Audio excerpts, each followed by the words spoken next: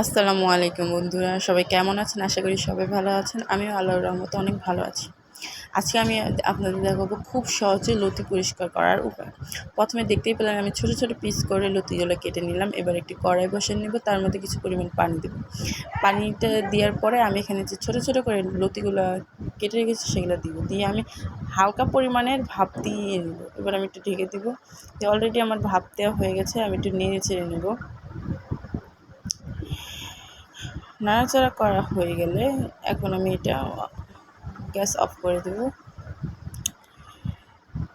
Gas off করার পর এখন আমি এটা পানি ঝেড়ে নিয়ে এখন আমি দেখতেই পাচ্ছেন কত সুন্দর করে উঠে যাচ্ছে, অনেক সুন্দরভাবে। এর মধ্যে আমি বলে রাখছি, যারা আমার এই ভিডিওটি দেখছেন অবশ্যই লাইক কমেন্ট করে আমার পাশে থাকবেন এবং প্লিজ একটি করে সাবস্ক্রাইব দেবেন, আর আমার জন্য দোয়া করবেন যাতে আমি সামনের দিকে এগিয়ে যেতে পারি।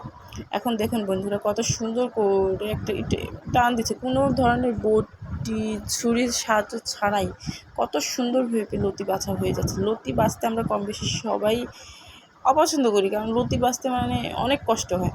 তারপর কিন্তু লতি আমরা খেতে ভালোবাসি, সেক্ষেত্রে দেখা যাচ্ছে যে যত সহজ উপায়ে বাছা যায় তার জন্য একটা উপায় নিয়ে আসলাম।